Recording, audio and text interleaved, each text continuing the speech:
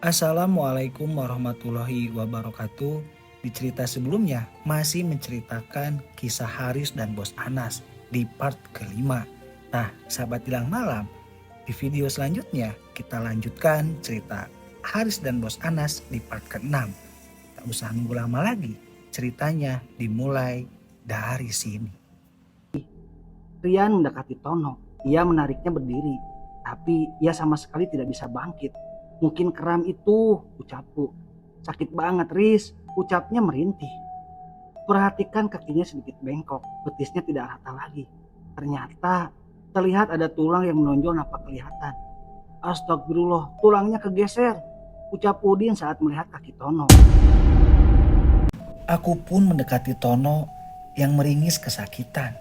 Bahkan aku pun tidak berani untuk melihat kakinya yang benar-benar terlihat tulangnya bergeser. Aduh, sakit sekali, Riz. Ringis Tono. Tubuh Tono tiba-tiba gemetaran. Ia tidak bisa bangkit. Kami papa ya toh, ucapku.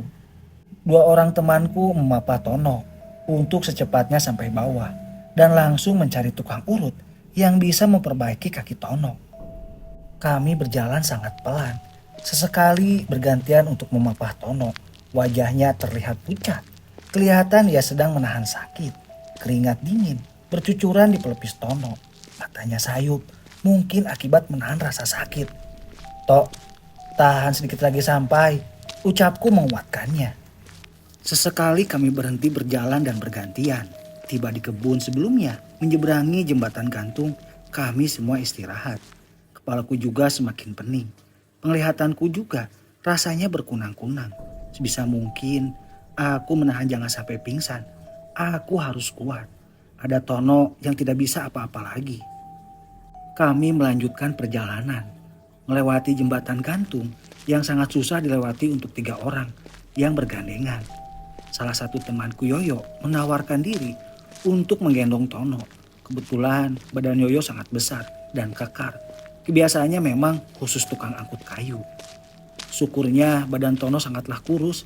Yang sehari-hari pekerjaannya tukang tarik tali dan berlari cepat.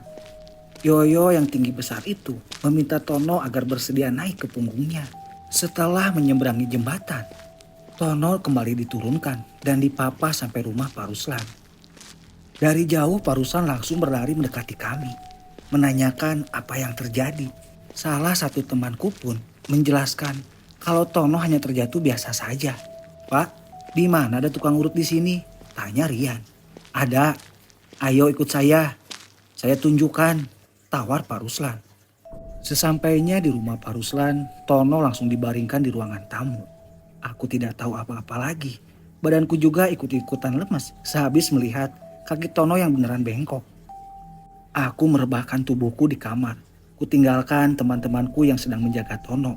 Karena sebentar lagi tukang urut akan tiba yang masih dijemput oleh Rian. Aku menatap awang-awang di langit kamar. Memikirkan apa yang kulihat tadi di lokasi lahan. Entah itu mimpi, tapi aku merasa begitu kenyataan. Aku menarik selimut menyelimuti seluruh tubuhku. Badanku serasa ikut menggigil. Kaki dan tanganku dingin, tapi aku keringetan. Peluhku membasahi seluruh badanku. Serba salah. Tidak pakai selimut, akunya kedinginan. Pakai selimut malah kepanasan juga. Terdengar bunyi gaduh di luar kamar. Ternyata itu suara Tono yang teriak ketika sedang diurut. Aku menghela nafas. Aku terbangun dari tidurku akibat mendengar teriakannya. Badanku terasa capek banget. Beberapa menit tertidur, tapi ya lumayan. Aku bangkit dari tidurku melihat keadaan Tono. Kulihat teman-temanku pada berkumpul di ruang tamu, memperhatikan Tono yang sedang kesakitan. Riz, udah baik kan? Istirahat aja lagi, ucap Rian. Alhamdulillah, gak apa-apa, jawabku. Kaki Tono patah, itu sedang diperbaiki, jelas Rian.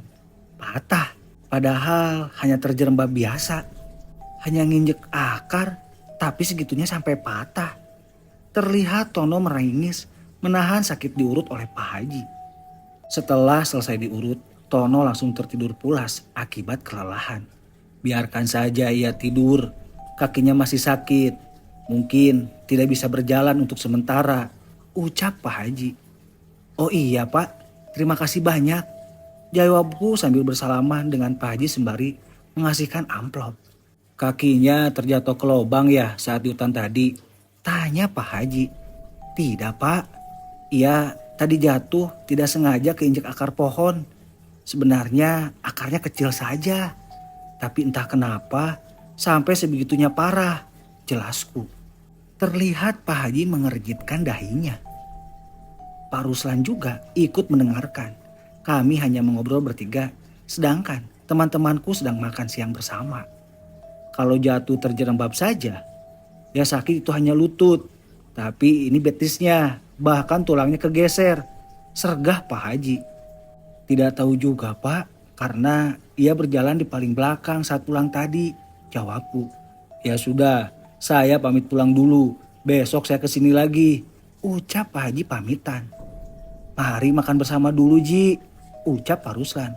Terima kasih, tak usah. Sebelum tadi saya kesini, memang sudah makan dulu, tolak halus Pak Haji.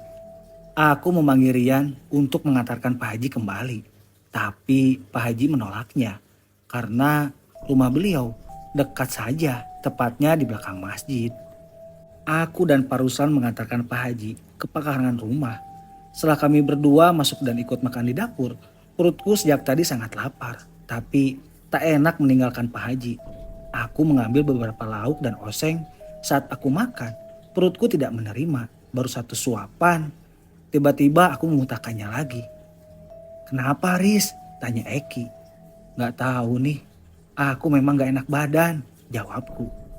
Aku kembali ke kamar merebahkan tubuhku, membalut dengan selimut.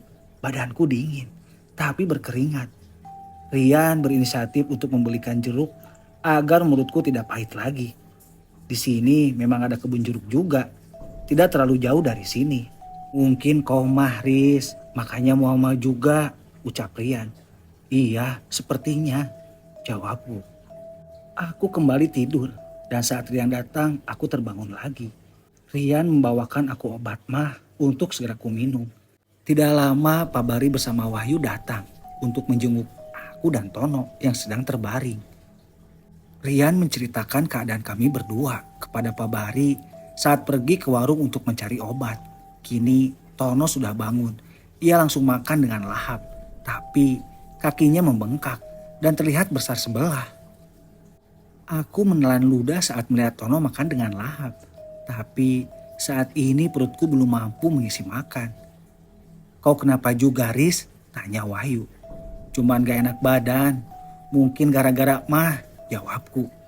Tadi Haris pingsan di bawah pohon, timpal Udin. Mana pohon yang angker lagi? Sahut Ulis. Pingsan. Tanya Wahyu menatapku. Aku pun menganggukkan kepala mengiyakan. Setelah semuanya makan dan sholat, mereka semuanya izin pamit ke lokasi lahan untuk menyelesaikan pekerjaan.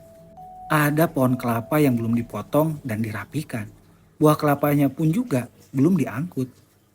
Aku berpesan pada mereka untuk pulang sebelum pukul 5 dan 3 pohon yang di ujung juga jangan ditebang dulu. Mereka semua pun mengerti lalu pergi meninggalkan aku yang duduk di teras. Ya sudah Riz, aku juga pamit mau kerja lagi. Biar jembatannya cepat selesai, ucap Wahyu. Oh iya, cepat selesaikan agar kami tak perlu jauh-jauh muter jalan, titaku sambil menibuk bahunya Wahyu. Aku membuka ponselku memeriksa panggilan dari Bos Anas, tapi ternyata tidak ada. Padahal ini sudah jam 4 sore. Semoga saja Bos Anas sampainya tidak terlalu malam di sini. Ton, memangnya kamu tadi kenapa? Tanyaku. Tiba-tiba aja jatuh Riz. Keinjak akar pohon karet tadi, jelas Tono. Sakit banget ya? Tanyaku. Iya, ini kelihatan bengkak banget, jawab Tono. Aku bergeming tidak menyahut lagi. Tidak lama suara mesin mobil terdengar. Aku melihatnya ke depan terlihat Bos Anas turun dari mobil dengan wajah terlihat muram. Bos Anas, alhamdulillah sudah sampai, ucapku menghampiri Bos Anas. Saya mau istirahat dulu, capek banget, jawab Bos Anas. Bos Anas terkejut saat melihat Tono yang duduk menyender dengan kaki yang bengkak. Beliau memandangku dengan penuh tanda tanya. Kenapa ini kaki kamu? Ketini pohon kelapa? Tanya Bos Anas. Tidak bos, hanya jatuh biasa saja. Jelas Tono dengan suara yang parau. Ini bukan jatuh biasa, maksudnya jatuh ke dasar jurang gitu. Tanya Bos Anas lagi, sembari memegang kaki Tono yang bengkak. Tidak, hanya terjatuh di perkebunan karet. Tidak sengaja keinjak akarnya, jelas Tono. Ah, masa? Kok sampai segitunya? Ucap Bos Anas tak percaya. Iya bos, sedikit aneh. Tapi tadi siang lebih parah lagi. Tulangnya kegeser banget. Dan ini udah mendingan. Timpalku. Terus kau kenapa juga Riz? Bibir pucat. Kulitmu kekuningan. Dan matamu terlihat sayu. Ucap Bos Anas. Segera aku menghampiri cermin yang terpasang di dinding. Aku mengucapkan istighfar. Tak menyangka. Ternyata badanku menguning begini. Kenapa? Penyakit apa ini? Tidak lama Pak Ruslan datang dengan mantu beliau habis dari kebun. Beliau pun juga keheranan melihatku yang pucat kuning begini. Dari tadi aku tidak memperhatikan kulitku karena aku tidak merasa apa-apa. Pak Ruslan meminta sang anak untuk membuatkan kopi pahit. Aku pun segera meminumnya. Bos Anas juga ikut memperhatikanku. Beliau urungkan untuk istirahat. Aku kembali disuruh untuk rebahan saja, sedangkan Tono ada mantu Pak Ruslan yang mengajak ngobrol. Tono terlihat baik-baik, hanya kakinya saja yang membesar. Kulihat jam di ponsel sudah menunjukkan pukul 5, tapi teman-temanku tidak terdengar mereka datang. Padahal tadi aku sudah berpesan sebelum pukul 5 harus pulang. Aku keluar dari kamar, duduk di ruang tamu menemani Tono. Tidak lama teman-temanku datang dan duduk di teras sambil menikmati teh yang dibikin oleh anak Pak Ruslan. Gimana, udah selesai? Tanyaku. Udah Riz, tinggal pohon yang 3 itu saja, jawab Rian. Anto naik ke dalam rumah menanyakan keadaanku dan Tono. Anto pun juga menyadari kalau kulitku menguning entah kenapa. Perasaanku lega melihat teman-temanku sudah datang dengan selamat. Aku meninggalkan Anto dan Tono ke kamar. Di kamar tidak ada siapapun. Bos Anas sedang mengobrol dengan Pak Ruslan di dapur. Kulihat 2 orang tua itu sedang menikmati kopi sambil bercengkrama. Apa yang kau perbuat Tok saat di lokasi lahan tadi? Tanya Anto sedikit memelankan suaranya. Tapi masih bisa kudengar. Aku tidak berbuat apa-apa, jawab Tono. Apa ada kau kencing sembarangan? Tanya Anto. Sama sekali tidak ada, jawab Tono. Tidak mungkin, coba ingat-ingat lagi. Sepertinya kau bukan hanya gara-gara terjatuh saja, ucap Anto. Terjatuh tadi tidak sampai mengakibatkan kau patah kaki seperti ini. Lihat kakimu bengkak, bahkan tulangnya kegeser, sambung Anto lagi. Aku kembali berdiri mengintip di balik pintu kamar, memperhatikan Tono yang menggelengkan kepalanya. Ada apa sebenarnya sehingga Anto bertanya seperti itu? Apa aku sekarang sakit ini juga ada kesalahan di saat lokasi tadi?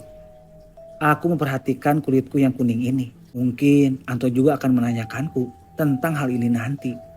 Benar tidak ada, jawab Tono menegaskan. Terus saat kau menarik tali, apa ada kesalahan? Tanya Anto. Menarik tali, tadi tidak terjadi apa-apa. Aku bekerja seperti biasanya, jelas Tono. Kemarinnya, apa kau ada bercanda atau berak di lokasi? Astagfirullah, tidak ada berak di lokasi.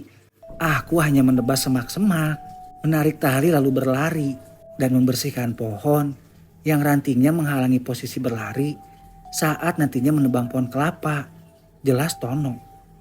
Anto terlihat berpikir sambil manggut-manggut. Pohon yang mana yang kau bersihkan rantingnya baru-baru ini?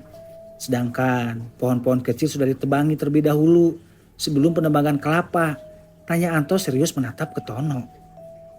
Yang paling ujung, yang seram itu, jawab Tono sembari menatap Anto. Astagfirullah, gumam Anto. Kenapa? Aku hanya menebas ranting-rantingnya saja agar tidak menghalangi jalan, ucap Tono menatap Anto sepenuh tanda tanya. Anto diam. Ia terlihat bingung cara menjelaskannya kepada Tono yang tidak terlalu percaya adanya makhluk gaib. Anto beranjak pergi meninggalkan Tono yang tangannya sibuk ngotak-ngatik ponselnya. Terlihat teman-temanku mengambil handuk dan keperluan mandi lainnya. Mereka bersama-sama pergi ke sungai untuk mandi. Aku keluar dari kamar dan duduk termenung menatap jalan yang sepi tanpa ada pengendara yang lewat. "Riz gak ikut mandi?" tanya Udin. "Tidak." "Badan kau kenapa kuning gini? Habis makan kunyit?" tanya Udin bergurau. "Gak tahu juga nih. Tiba-tiba aja berubah warna gini," jawabku. Terlihat Pak Bari datang ingin bertemu dengan Bos Anas. Beliau datang dengan tersenyum, menyapaku sebentar dan masuk ke dalam rumah. "Masuk ke dalam, Riz. Gak bagus duduk di luar waktu senja gini," titah Udin. Aku pun masuk ke dalam rumah menuju dapur menemui Bos Anas dan Pak Bari. Kulihat beliau bertiga dengan Pak Ruslan sedang menikmati oleh-oleh yang dibawa oleh Bos Anas. "Sini Riz, makan kue bersama," ucap Bos Anas. "Oh iya bos," jawabku sembari duduk di samping Pak Bari. Aku mengambil kue yang sepertinya sangat enak. Terlihat dari warna cerahnya, kuicipi sedikit. Rasanya manis sangat terasa, tapi lidahku masih saja tidak menerima makanan itu. "Badanmu kenapa gitu?" tanya Pak Bari. "Gak tahu juga Pak. Setelah aku ditemukan pingsan di bawah pohon, badanku pun juga merasakan tidak enak. Padahal tadi pagi aku baik-baik saja. Kuning ini pun baru terlihat saat sore ini. Kira-kira kenapa ya?" tanya Pak Bari menatap ke Pak Ruslan dan Bos Anas. "Mungkin kau habis melihat sesuatu Riz, makanya tiba-tiba badanmu gak enak," ucap Bos Anas. "Ada meriang?" tanya Pak Bari. "Ada," jawabku sembari meneguk teh hangat. "Tapi hari sudah minum kopi, Tono aja yang belum," ucap Pak Ruslan. "Baiknya cepat juga minumkan ke Tono," titah Pak Bari. Aku menawarkan diri untuk mengantarkan kopi ke Tono agar badan Tono lebih segeran. Tapi saat aku ingin beranjak, tiba-tiba Pak Bari melarangku dan beliaulah yang mengantarkannya untuk Tono yang tidak bisa apa-apa. "Nih minum kopinya dulu, baru makan kue," ucap Pak Bari. Sesudah itu Pak Bari kembali lagi ke dapur. Tapi pikiranku saat ini melayang tentang penuturan Bos Anas yang mengatakan kalau aku habis melihat sesuatu. Dari mana beliau tahu kalau aku melihat pemandangan yang di luar nalar, tepatnya di pohon angker? Malam tiba. Suasana senyap, hanya terdengar suara dengkuran teman-temanku. Aku tidur di bawah seperti biasanya. Di sampingku ada Ulis yang menetap. Sedangkan Rian sudah kembali tidur di ruangan tamu. Sangat ingin memejamkan mata ini. Tiba-tiba terdengar suara panggilan dari luar. Aku menajamkan pendengaranku sembari bangun. "Riz, Haris, Riz, Haris." Suara Bos Anas. Kebetulan Bos Anas juga tidak ada di tempat tidur beliau. Aku segera beranjak pergi menuju pintu depan. Teman-temanku seperti tidak ada yang mendengar panggilan itu, padahal lumayan keras. "Haris." Aku berjalan pelan menuju pintu. Kunci kuputar dengan perlahan dan membuka kenop pintu dengan hati-hati. Celak, pintu kubuka perlahan. Tiba-tiba angin berembus kencang. Di luar gelap, jalan yang sepi, suara bunyi-bunyian malam seperti tidak ada. Hening, benar-benar tidak ada apapun. "Bos," panggilku dengan suara serak. Astagfirullah, gumamku secepatnya menutup pintu. Aku lupa, seharusnya aku intip terlebih dahulu dari kaca agar tidak terjadian seperti ini. Yang ujung-ujungnya ada yang ngajak bercanda. Pintu kututup rapat, kembali menuju kamar. Ternyata Bos Anas tertidur lepas di atas ranjang. Padahal tadi aku melihatnya beliau tidak ada di sini. Bos, tadi ke WC?" tanyaku. Bos Anas tidak menyahut. Terdengar dengkuran beliau yang sangat nyaring, sangat nyenyak di pembaringan. Aku kembali merebahkan badanku di samping Ulis.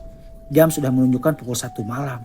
Sebenarnya aku tadi susah tidur, tapi kebangun ingin kencing. Sampai sekarang mataku tidak bisa dipejamkan lagi. Dari kejauhan terdengar suara azan subuh berkumandang. Rasanya aku tidak terlalu nyenyak untuk tidur. Tapi lumayan, badanku sudah enakan. Udah sholat, Riz? Tanya bos Anas. Belum, jawabku. Bos Anas tadi malam ke WC, tanyaku. Gak ada, memangnya kenapa? Terus tengah malam bos Anas kemana? Tidak ada di ranjang, tanyaku. Gak ada kemana-mana. Saya aja tadi malam tidur nyenyak banget. Mungkin kelelahan seharian nyetir. Jelas bos Anas. Oh gitu. Jawabku singkat melupakan kejadian tadi malam. Sekitar pukul 9 setelah sarapan pagi, aku dan teman-temanku bersiap pergi ke lokasi lahan. Menata kembali denah villa yang direncanakan. Alhamdulillah aku sudah lumayan nafsu untuk makan. Walaupun sedikit. Sebenarnya pukul 8 kami harus pergi kerja. Tapi bos Anas memintanya pukul 9. Kami semua bersiap membawa peralatan seperti biasa. Sebenarnya aku dilarang bekerja hari ini. Tapi buat apa aku di rumah? Sedangkan Tono memang tidak bisa apa-apa. Ia hanya berbaring atau duduk. Yang menjaga Tono ada Pak Ruslan dan menantu beliau. Katanya mereka tak ke ladang hari ini karena sudah kemarin panen. Tono, jangan minum banyak-banyak. Nanti kau ingin kencing terus. Malah ngerepotin Pak Ruslan dan Junaidi lagi. Ucap bos Anas bergurau. Bos Anas pun berpesan kepada Pak Ruslan serta menantu beliau kalau Tono nyusahin. Saya minta tolong panggilkan saja tim pekerja pembuat jembatan agar mereka nanti yang menjaga Tono. Jelas bos Anas. Kini bos Anas ingin ikut ke lokasi lahan melihat secara langsung. Perkiraan bos Anas akan mengubah denah villa yang nantinya tidak merusak pohon angker itu. Gimana kalian semua saat saya tinggal kemarin? Tanya bos Anas saat di jalan. Biasa saja, jawab Budin. Saya nggak nanya kamu, Din. Sergah bos Anas. Kami semua tertawa bersamaan menuju lokasi hutan. Kuharap canda tawa ini selalu ada. Walaupun kami hanya pekerja, tapi kami sangat akrab satu sama lain. Seperti keluarga yang penuh kehangatan. Aku dan bos Anas berunding untuk mengubah posisi villa. Tapi mau tidak mau harus menebang pohon angker itu di antara 3 pohonnya. Rencananya akan kami biarkan begitu saja. Pohon sebagai hiasan dan memperindah taman nantinya. Tapi 1 pohon harus tetap ditebang. Bos Anas memutar otak agar tidak menimbulkan masalah besar. Kasihan bos Anas. Jauh-jauh hari beliau sudah menggambar denah ini. Menyiapkannya dengan bahagia.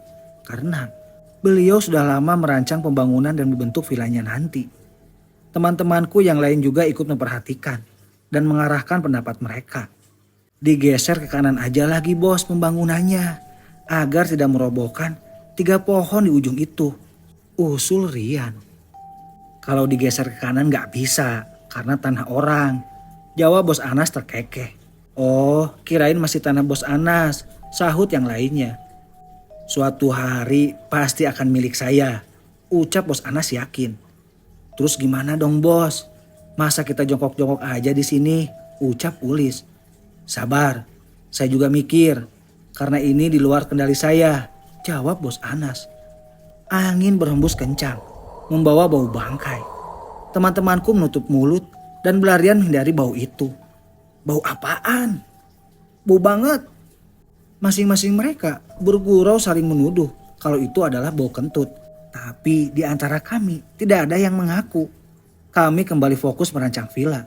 Suasana sangat sepi. Cuaca sedikit mendung, tapi tidak gerimis. Ya udah, tebang aja dulu 1 pohonnya, perintah bos Anas. Kami semua membelalakan mata, menatap bos Anas tak percaya, meminta kami untuk menebang langsung. Seriusan? Tanyaku. Iya, jawab bos Anas. Rian, kau potong dulu. Nanti kalau tidak terjadi apa-apa baru kita lanjutkan. Saya nggak mau mengubah posisi villanya. Karena janji pembangunan yang sudah lama saya inginkan. Titah bos Anas. Tapi bos, Cela Anto ingin mengutarakan pendapatnya. Tapi sudah dipotong oleh bos Anas dengan tatapan beringas.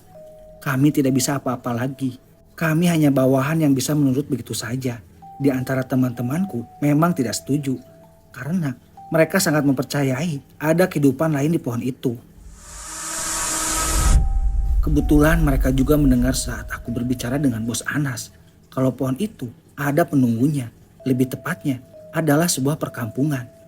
Nyali kami ciut mendapatkan bentakan dari Bos Anas. Beliau terlihat garang. Padahal tadi beliau masih senyum-senyum dan ketawa aja. "Siap bos," ucap beranjak. "Yang ujung dulu," tita Bos Anas menatapku tajam. Jujur saja, aku trauma menuju ke ujung itu. Ke arah 3 pohon yang berdiri dengan gagahnya. Dedaunan yang rimbun, akar yang menjuntai lebat, ke bawah membuat aku merinding. "Bos, apa pohon yang sebelah kanannya aja dulu?" pintaku. "Memangnya kenapa? Mulai dari yang ujung itu, Riz," tita Bos Anas tanpa bisa diganggu gugat. Aku berjalan lebih dulu menuju pohon yang kemarin aku ditemukan persis di bawahnya. Ku tahu di sana adalah perkampungan yang masih padat. Tapi apalah daya, uang mampu berbicara, patuh dan turut. "Gimana nih?" tanya Udin. "Aku takut, Riz," sambungnya lagi. "Sama, aku juga takut," sahut yang lainnya tidak menyetujuinya. Dari kejauhan Bos Anas terlihat memperhatikan kami yang terdiam diri cukup lama di bawah pohon yang rindang ini. Guntur tiba-tiba berbunyi, awan hitam mengelilingi kami dan Bos Anas terlihat memperhatikan kami yang diam saja.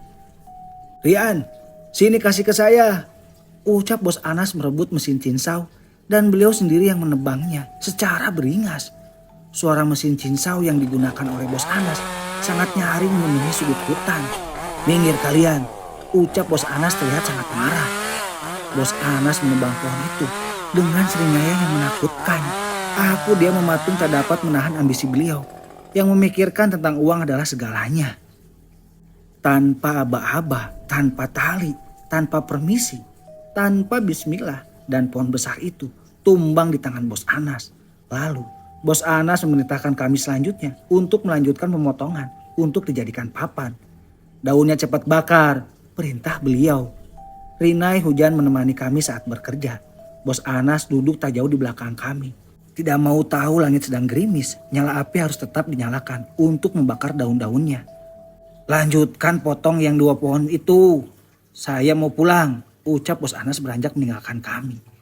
"Mau saya antar, Bos?" tawar Ulis. "Tidak usah, saya bisa sendiri," jawab Bos Anas. Jam menunjukkan pukul 12 siang. Kami masih mengerjakan pohon yang satu ini. Sedangkan Bos Anas sudah tidak terlihat lagi. Kayunya lumayan besar, meskipun tidak terlalu tinggi. Teman-temanku membuat api secepatnya membakar daunannya. Saat ini tidak ada yang terjadi apa-apa. Teman-temanku diam saja, sedangkan tangan mereka sibuk memotong menjadikan papan. "Riz, kita lanjut pohon kedua," tanya Rian yang siap memotong selanjutnya. "Aku juga bingung ini," jawabku mengusap wajah dengan kasar. Anto mendekat ke arahku dan Rian, mengutarakan maksudnya, meminta kami berhenti dulu untuk menebangnya lagi. "Gak usah aja, Riz, kita lihat dulu yang satu ini," ucap Anto. "Dikhawatirkan kita semua bisa celaka, Riz," sambungnya lagi. Aku pun menghargai inisiatif dari Anto dan memerintahkan teman-temanku untuk tidak menebangnya lagi. Kurasa benar juga kata Anto, kalau kami bisa celaka nantinya.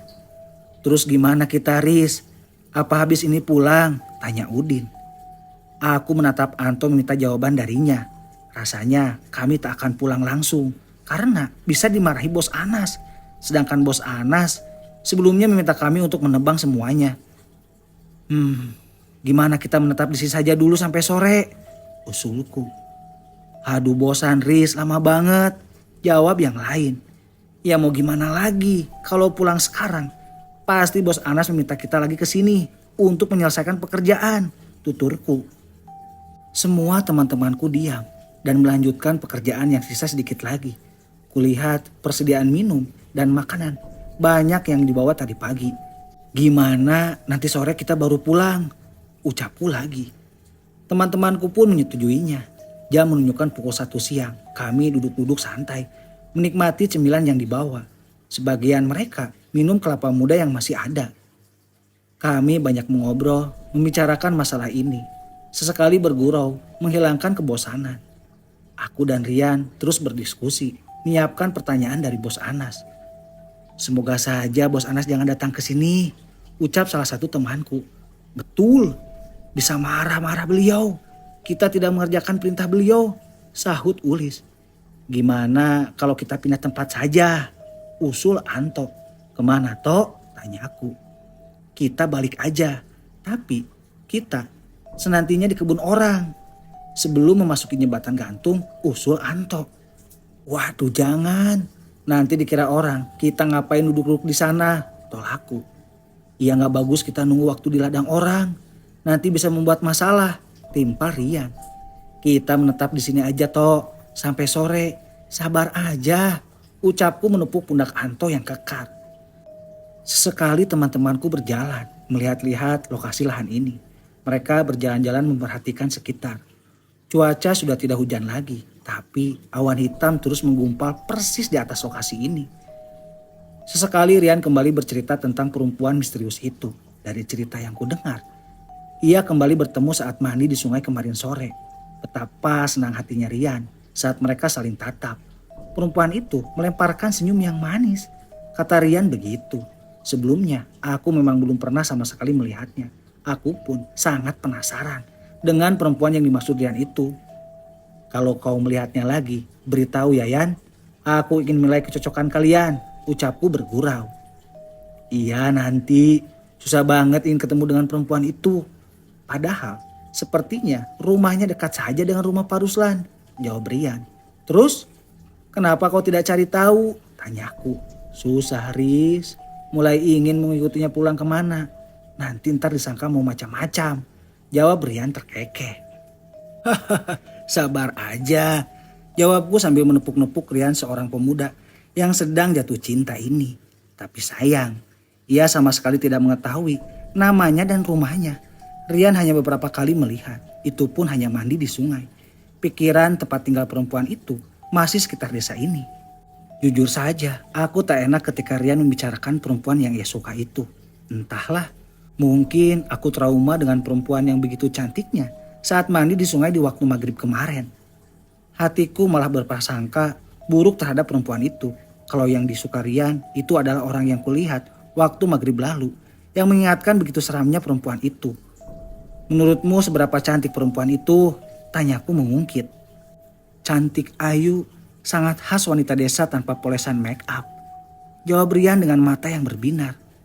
Ais Rian sedang dimabuk cinta, ucap salah satu temanku yang ikut mendengarkannya. Rian hanya tertawa menanggapinya. Teman-temanku sangat asik bergurau dengan Rian. Kini Rian menjadi bahan goyanan mereka yang jomblo-jomblo. Tidak terasa jam sudah menunjukkan pukul 4:40. Kulihat teman-temanku masih asik bercerita masing-masing curhat dengan perjalanan cinta mereka. Kulihat pohon yang kami tebang tadi sudah dirapikan. Ranting dan daunnya sudah kami bakar. Bahkan sisa-sisa asapnya masih memenuhi lokasi ini. Udah hampir jam 5 ini, kita pulang. Ucapku mengubarkan teman-temanku yang lupa waktu. Saat aku berdiri sambil menyalakan rokok, dari kejauhan tidak sengaja netraku menangkap seseorang yang berdiri persis di bawah pohon yang sangat besar dan tinggi itu. Kuperhatikan, orang itu seperti sedang memperhatikan kami yang sedang bercakap-cakap. Tanpa berkedip aku melihat orang itu. Meski seseorang itu berada jauh di tempat kami dan di tempat orang itu juga gelap. Tapi kurasa tatapan matanya seperti ku kenal dan tidak asing bagiku. Kuperhatikan baju orang itu pun sangat tidak asing. Kepalaku mencoba mengingat. Astagfirullah Tono, batinku. Saat aku minta teman-temanku bangun dari tempat duduknya, aku kembali menatap ke tempat orang itu berdiri. Tapi orangnya sudah menghilang. Astagfirullah, gumamku. Riz, cepat pulang, ucap Rian membayarkan lamunanku. Kuharap itu hanya halusinasi atau tipu daya mereka. Ku tahu mana mungkin Tono bisa jalan. Berganti posisi aja, ia sangat susah, bahkan mengiris kesakitan. Ayo pulang sekarang, pulang, ucapku menyuruh teman-temanku secepatnya pulang. Aku berjalan lebih dulu, sedangkan teman-temanku masih asik membicarakan tentang masalah percintaan. Hanya gara-gara Rian yang memulainya lebih dulu curhat. Monyet-monyet bergelantungan di pohon-pohon sepanjang jalan. Keluar dari lokasi, dari jauh, sudah dinampakkan dengan pemandangan pepohonan karet yang berjajar rapi. Kami berjalan sambil bergurau dan tertawa hahi bersama. Saat memasuki perkebunan karet, dari salah satu pohon, kulihat ada seorang yang berdiri. Terlihat dari sekelebat bayangan orang itu. Aku diam saja, tak ingin penasaran atau mengatakan kepada teman-temanku. Dari kejauhan, terlihat seorang yang sedang berjalan menyeret sebelah kakinya. Wajahnya tak begitu nampak karena pegunungan sudah dipenuhi kabut. "Tono," gumam kami bersamaan. Tono berjalan dengan menyeret kakinya yang sebelah kiri bengkak. Sangat kelihatan jelas besar sebelah. "Tono, ngapain kesini? Kakimu gak sakit lagi?" Tanya Rian hendak mendekati Tono yang tertatih mendekati kami. "Jangan Rian," cegah Anto menarik tangan Rian. "Kenapa?" Tanya Rian menatap Anto. Kami semua diam, menunggu jawaban dari Anto. Kami tidak lagi melanjutkan perjalanan. Sedikit kami bersingkut mundur. Sedangkan Tono terus berjalan dengan tatapan yang tak bersahabat. Kulihat dari tatapan Tono bukanlah Tono yang kukenal. Ia sedikit berbeda. Tatapan fokus ke depan mata kami seperti marah. Tono terus mendekat. Seketika aku merinding. Aku mengusap tenggakku. Kulihat teman-temanku tidak ada yang berani menghampiri Tono. Karena Anto melarang keras. Kami hanya diam. Berdiri menatap Tono yang terus berusaha mendekati kami. Aku yang berdiri di depan merasa takut.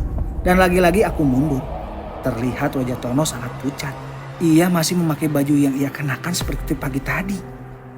Kulihat memang benar-benar bukanlah Tono. Dari tadi, ia sama sekali tidak menyapa dan memanggil kami. "Apa itu Tono?" tanya salah satu temanku. Tidak ada yang menjawab. Aku pun diam. Tidak berani mengatakan iya karena aku sudah pernah dikelabui. Aku teringat yang kulihat di lokasi lahan tadi. Pakainya sama persis dengan Tono yang saat ini terus mendekati ke arah kami. "Mundur," kata Anto saat Tony terus mendekat.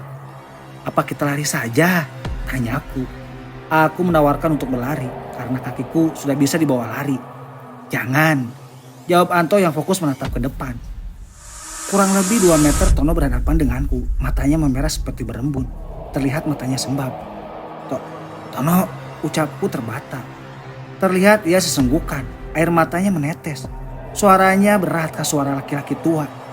"Nak, rumah kami," ucapnya menangis. Aku sangat merasa iba. Suaranya sangat jauh berbeda dengan suara Tono. Ternyata ini bukanlah Tono, tapi hanya menyerupai. Tiba-tiba badan Tono jatuh dan bersimpuh di hadapan kami semua. Ia masih menangis. Suaranya masih sama. Saat aku ingin mendekati dan memintanya berdiri kembali, dan plak, aku ditampar oleh Tono dengan kencang. Bahkan pipiku terasa meradang perih. "Astagfirullah," gumam teman-temanku. Tono kembali dengan tatapan marah. Matanya melotot ke arahku yang sedang merasakan sakit di pipi. Tono kembali berdiri dengan tegak. Ingin mencoba kembali menamparku. Tapi dengan sigap, Rian mendorong hingga terjatuh. "Tega sekali kalian. Sangat tega. Rumah kami hancur. Keluarga kami banyak yang tidak selamat. Kalian tega. Menghancurkan semua demi uang. Kami akan membalasnya lebih kejam." Kali ini suara Tono bukanlah seperti suara laki-laki tua, tapi sudah berubah menjadi suara laki-laki yang lantang. Bahkan ia mendekati Rian dengan menyeret kakinya. "Kalian semua terancam. Keluarga kalian, anak, istri kalian akan kuhancurkan." Mendengar penuturan dari Tono, kami semua ciut setelah diancam dengan keluarga dan anak istri kami. Seketika aku langsung teringat anak dan istriku di rumah. Dan Tono pingsan. Kami semua menatap wajahnya. Matanya kami saling tatap. Ada banyak pertanyaan di dalam kepalaku saat ini. Apa ini Tono beneran? Tanyaku menatap teman-temanku. Di hadapan kami persis Tono pingsan dengan lemah. Apa ini beneran tubuh Tono yang sedang kerasukan? Tanyaku gugup saat ingin kembali mendekati tubuhnya. Aku menatap wajah Anto. Terlihat Anto menganggukkan kepalanya. Akhirnya aku berani untuk mendekati Tono yang pingsan di hadapan kami. "Tono, sadar Ton," ucapku menepuk-nepuk pipi Tono. "Kenapa Tono kerasukan tiba-tiba?" tanyaku. "Sepertinya makhluk gaib itu memang sengaja sekalian ingin menyakiti Tono," sahut Anto. Aku sangat kasihan melihat Tono yang terkapar lemah. Padahal ia sedang sakit. Kakinya pun bengkak. Gak bisa dibayangkan sakitnya kaki Tono yang dipaksakan berjalan sampai sejauh ini. "Apa mungkin mereka menyerang ke rumah Pak Ruslan?" tanyaku. "Seperti nyaris dan mereka merasuki tubuh Tono," jawab Anto. Aku bergerik ngeri saat tadi tubuh Tono sekaligus 2 orang yang memasukinya. Aku meminta teman-temanku untuk membawa Tono kembali pulang. Sedangkan Tono sudah bisa sadar walaupun lemas. Ia sedikit kebingungan saat melihat ia berada di perkebunan karet. Kuperhatikan bibir Tono juga mengeluarkan darah. Di jidatnya pun beberapa ada goresan luka. Sepertinya makhluk gaib yang memasuki tubuh Tono itu benar-benar membuat Tono ingin celaka. Aneh ya, padahal kita yang menebang pohon itu. Tapi kita baik-baik saja. Tak ada yang kesurupan, ucap Udin. Iya, tapi imbasnya ke Tono yang tidak bisa apa-apa. Kemungkinan ancaman mereka benar. Imbasnya ke keluarga kita terdekat, jawab Anto. Sudah, tegurku. Aku semakin takut setelah mendengar penuturan dari Anto. Aku langsung teringat, anak dan istriku di rumah. Apalagi sekarang istriku sedang hamil. Setelah keluar dari kebun karet kami semua istirahat. Teman-temanku bergantian memapah Tono. Sakit banget Riz, ucap Tono dengan keringat dingin bercucuran. Badanku seakan ikut remuk. Ini udah mau sampai Ton, sabar. Ucapku menenangkan Tono walaupun pikiranku sangat kalut. Kita teruskan lagi, bahaya untuk kita yang sedang beristirahat di bawah pohon kelapa ini.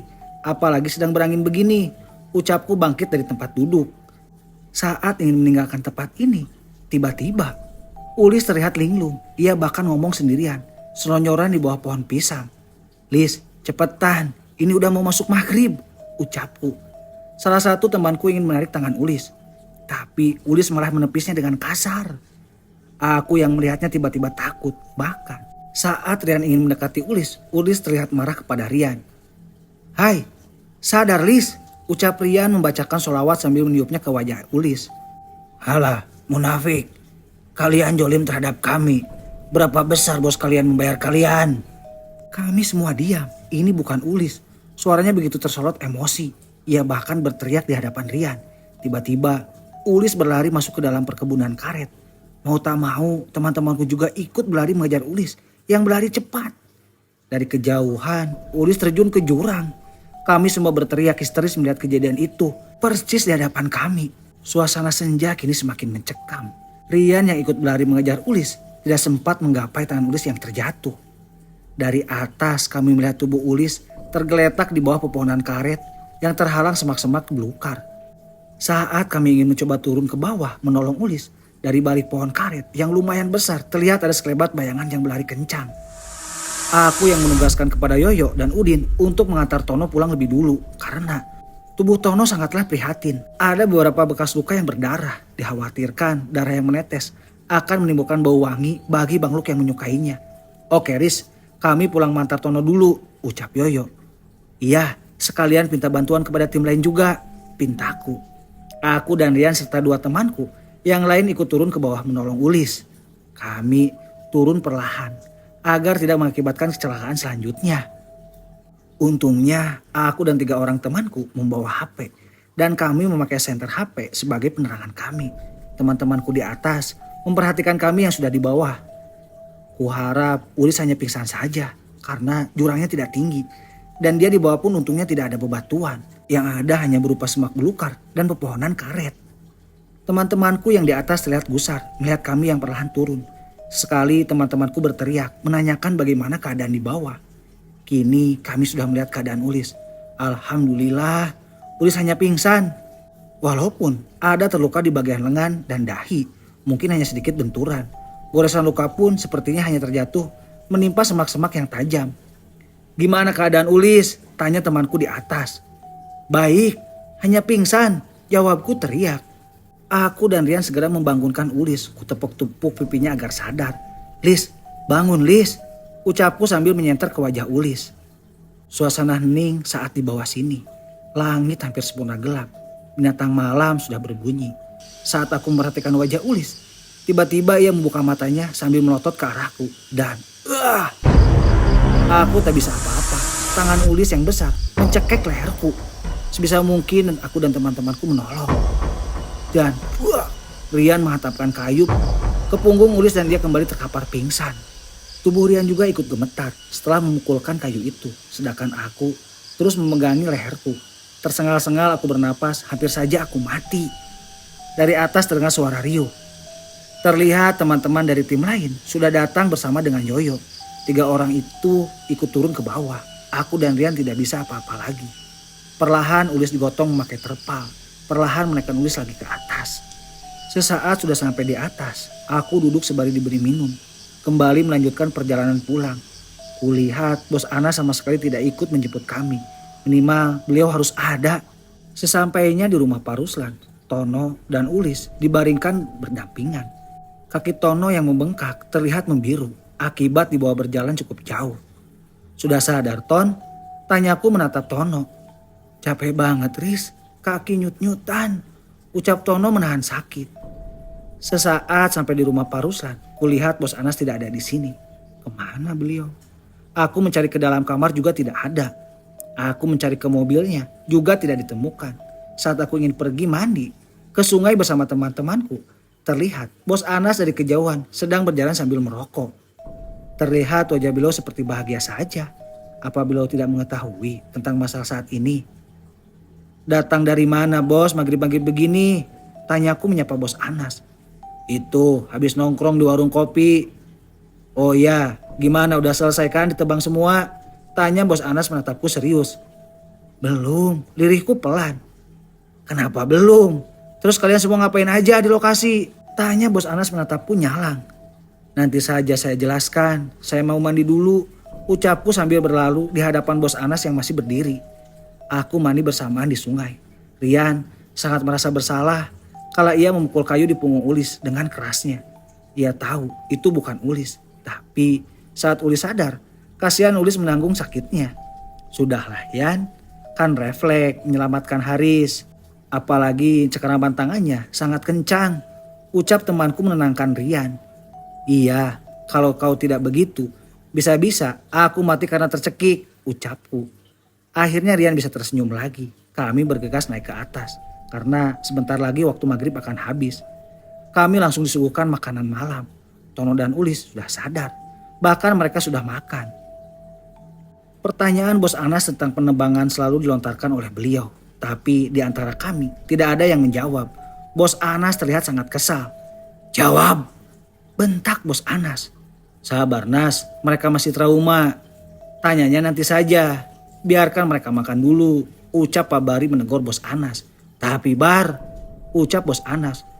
Sudahlah nak, tanyakanlah besok. Ini sudah waktunya istirahat. Celap Pak Ruslan. Bos Anas terdiam dan berhenti saat makan. Beliau langsung beranjak pergi ke kamar dan menutupi pintu dengan keras. Saat ingin tidur, aku tidak masuk ke dalam kamar. Kamar dikunci oleh bos Anas dari dalam. Aku tidur berdempetan dengan teman-temanku. Rasanya remuk badanku, ucap Ulis. Nanti besok hari diurut bersama Tono, jawabku. Apa yang kamu rasakan saat terjun ke jurang tadi? Tanya Rian. Emang gitu ya? Aku tidak tahu apa-apa. Badanku saja tiba-tiba sakit semua. Tanya balik Ulis. Aku taunya melihat Tono berjalan di kebun karet. Sambung Ulis lagi. Ceritain dong gimana aku kesurupan tadi. Pinta Ulis. Kami semua tertawa. Terlihat Ulis sangat baik-baik saja. Bahkan ia tidak mengetahui apa-apa. Tono juga ikut termenung mendengar penuturan kami. Memangnya aku tadi bisa jalan ya? Tanya Tono. Iya, lu tadi jalan sampai di perkebunan karet. Bahkan lu tadi berani menampar pipi Haris. Jelas Ulis sambil makan. Hah? Beneran? Tanya Tono menatapku. Iya, lihat tuh pipi Haris merah. Lo menamparnya keras banget.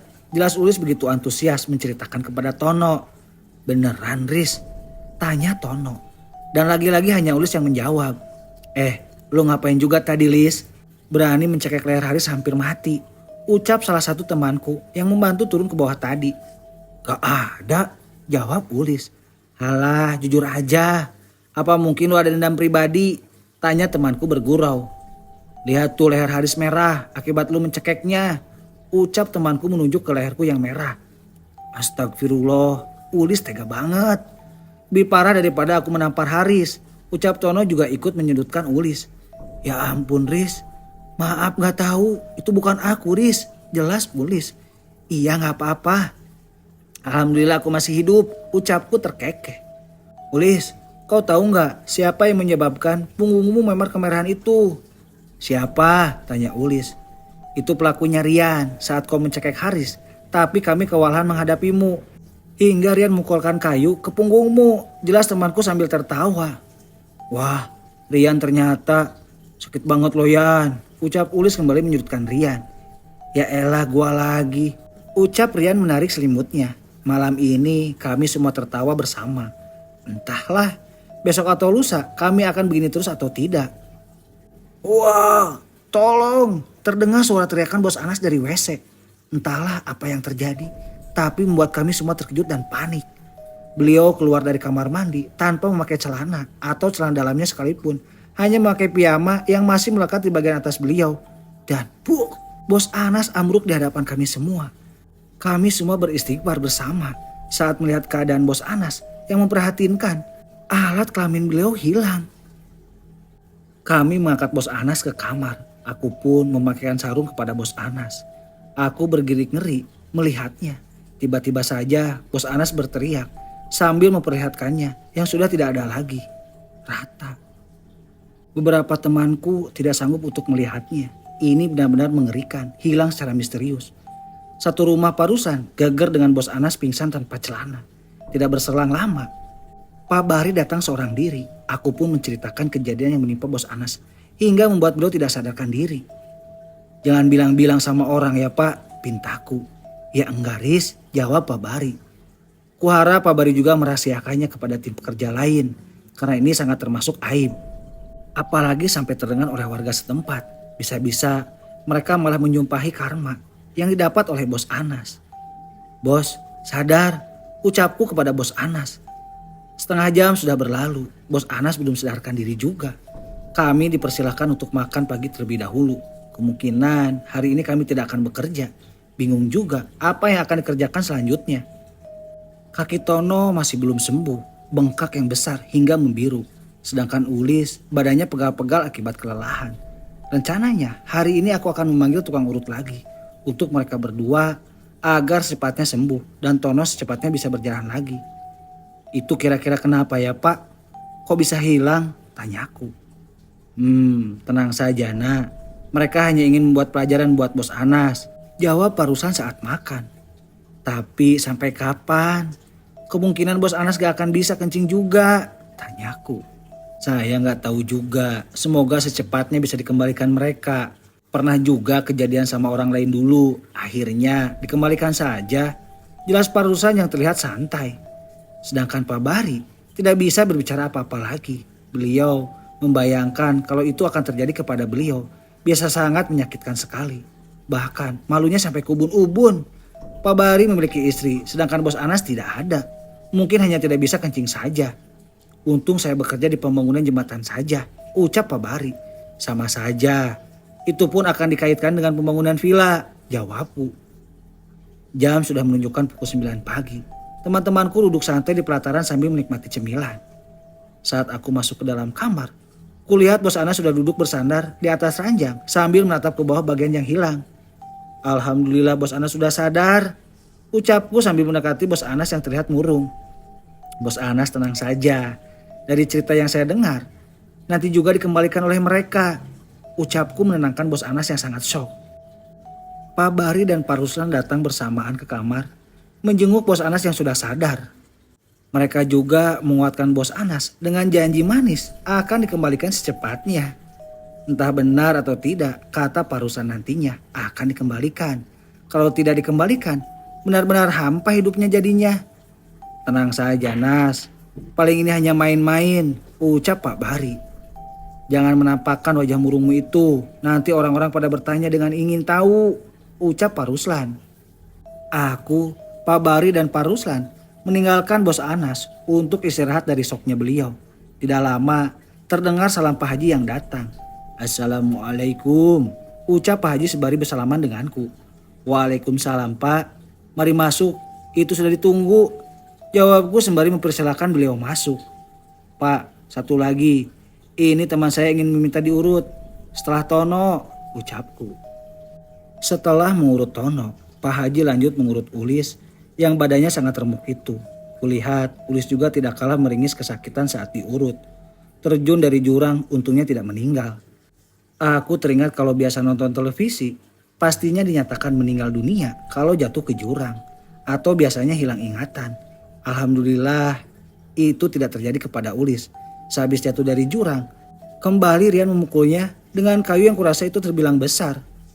"Ini kenapa badan kamu? Habis jatuh atau apa?" tanya Pak Haji sama Ulis. "Iya Pak, terjatuh ke jurang kemarin," jawab Ulis singkat. Lumayan lama Pak Haji di sini, sempat juga mengobrol menanyakan tentang bos Anas yang jarang kelihatan. Sebisa mungkin aku memberikan alasan kepada beliau. Aku takut bos Anas nanti malu kalau sampai ketahuan, apalagi sampai bocor ke warga. Walaupun Pak Haji ini sepertinya orangnya baik dan amanah, tetap saja aku enggan menjelaskan yang sebenarnya terjadi oleh bos Anas. "Ya udah, saya pamit pulang dulu ya nak," ucap Pak Haji. "Oh iya Pak, ini terima kasih banyak, besok datang lagi ya Pak," ucapku sambil bersalaman dengan menyelipkan amplop ke tangan beliau. "Oh iya, sama-sama. Saya lupa memberitahu kalau besok pagi sampai sore saya pergi ke kecamatan mau menjenguk cucu saya yang baru lahir," ucap Pak Haji. "Insya Allah besok malam sehabis Isya ganti waktunya," sambung Pak Haji. "Oh tidak apa Pak, kalau Bapak capek nggak apa-apa juga, nggak datang ke sini, jangan dipaksakan. Tapi kalau tidak masalah ya silakan saja, dikhawatirkan Bapak kecapean," ucapku. "Iya, insya Allah saya akan datang," ucap Pak Haji sambil berpamitan pergi. Aku berjalan-jalan untuk melihat pekerjaan Pak Bari. Entah sampai mana jembatan yang dibangun itu. Dari jauh kulihat Pak Bari duduk santai memperhatikan anak buahnya yang sedang lagi bekerja. Kalau Pak Bari memang begitu. Kerjaan beliau duduk santai, ngopi, main HP. Sedangkan aku tidak bisa melihat teman-temanku bekerja sedangkan aku malas-malasan. Tak tega rasanya. Yang tidak ngapa-ngapain malah lebih besar gajinya daripada yang bekerja ngangkut batu, bercebur ke air, dan lainnya. "Pak, saran saya bos Anas kita bawa aja ke rumah Ustadz. Ikhtiar," ucapku berbisik. "Ustadz yang di kota apa yang di sini saja?" tanya balik Pak Bari. "Saran saya bawa ke kota Pak, biar bos Anas tidak terlalu takut," usulku. "Bisa, nanti malam saya datang lagi membicarakannya kepada kalian dan intinya Anas harus setuju juga," ucap Pak Bari. Aku langsung permisi dari hadapan Pak Bari dan kembali pulang. Saat aku ingin pulang, terdengar suara azan zuhur berkumandang. Niat pulang kuurungkan dan berjalan menuju ke masjid. Aku pun sempat sapa-sapaan dengan teman-temanku dari tim pembikin jembatan. Terlihat mereka juga siap-siap istirahat kerja. Sesampainya di masjid, orang-orang tersenyum ke arahku. Senyum mereka yang jarang kulihat.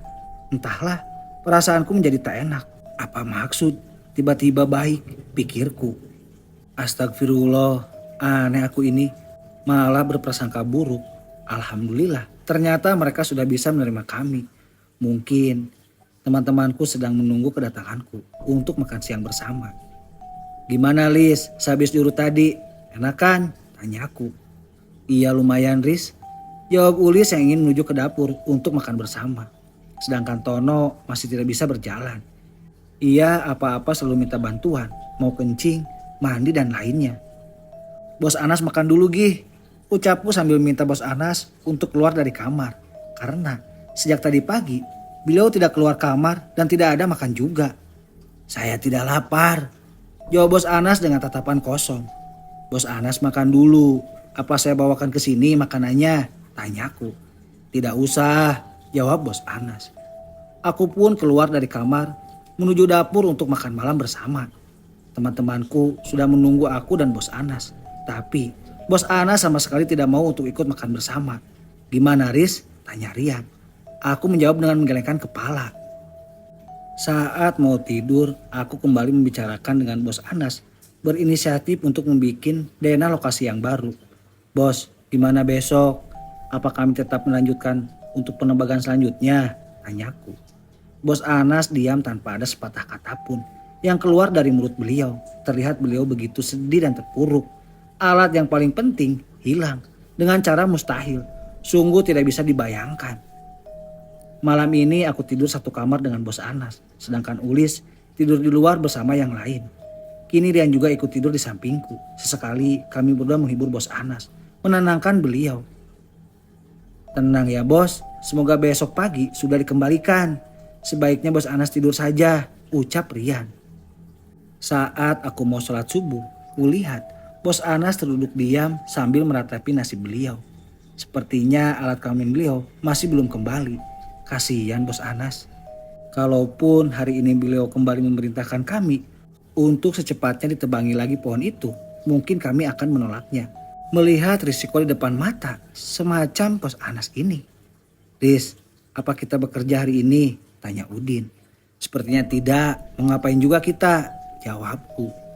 Hari ini aku sibuk menghubungi teman kerja yang ada di kota. Mandor dari bangunan villa. Seharusnya para tukang hari ini sudah mulai berdatangan untuk pembangunan villanya. Tapi ku cancel. Entah sampai kapan dengan alasan bos Anas sedang sakit dan tidak bisa mengurus pekerjaannya. Sudah saya beritahu kepada Mandor bos. Ucapku memberitahu kepada bos Anas. Hari ini sama sekali tidak ada kegiatan apa-apa. Hanya makan, tidur dan main HP. Pak Haji pun hari ini tidak datang untuk mengurut Tono dan Ulis. Ku ajak teman-temanku untuk membantu membangun jembatan. Minimal mereka bisa disuruh apa saja. Sampai sore kami sibuk membantu. Lebih tepatnya hanya melihat yang lain bekerja. Karena di antara kami tidak ada yang bisa mengerjakan tugas ini. Setelah pulang ke rumah Pak Ruslan, aku langsung pergi lagi. Ke sungai untuk mandi dulu. Langsung pergi ke masjid untuk sholat berjamaah. Aku tak langsung pulang ke rumah. Selesai sholat maghrib, sengaja menuju Isya lagi. Sesekali aku mau ngobrol dengan warga di sini sampai Isya. Alhamdulillah Pak Haji sudah datang. Ucapku menyapa Pak Haji saat di jalan menuju pulang. Iya, alhamdulillah nak. Ini kebetulan saya mau ke rumah Pak Ruslan. Mari kita sekalian bareng, jawab Pak Haji. Dengan senang hati aku berjalan bersamaan dengan Pak Haji. Saat di jalan kami banyak mengobrol, menanyakan cucu beliau yang baru lahir dan lain-lain. Saat Ulis sudah selesai diurut, saatnya giliran Tono yang baru saja menyelesaikan sholat Isya. Ton, cepat berbaring. Ucapku menyuruh Tono yang lama sekali terduduk dengan kepala menunduk. Mata Tono menatap nyalang ke arahku, lalu berdiri dengan sendirinya sambil berkata, hentikan pengurusan itu, kalau tidak, alat kelamin bos kalian tidak akan kami kembalikan. Ucap Tono, lantang bahkan Pak Haji dan teman-temanku ikut terkejut melihat Tono menampakkan wajah marahnya.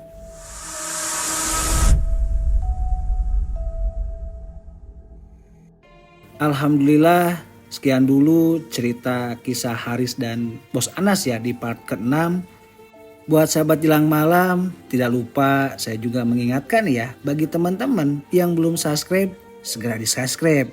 Dan jangan lupa tekan tombol loncengnya ya, agar semua video-video terbaru dari Jelang Malam bisa terupdate ke teman-teman ya. Jadi sahabat Jelang Malam, kisah Haris dan bos Anas masih ada beberapa part lagi ya. Jadi sabar saja dulu ya. Oke, sekian dulu. Terima kasih. Wassalamualaikum warahmatullahi wabarakatuh.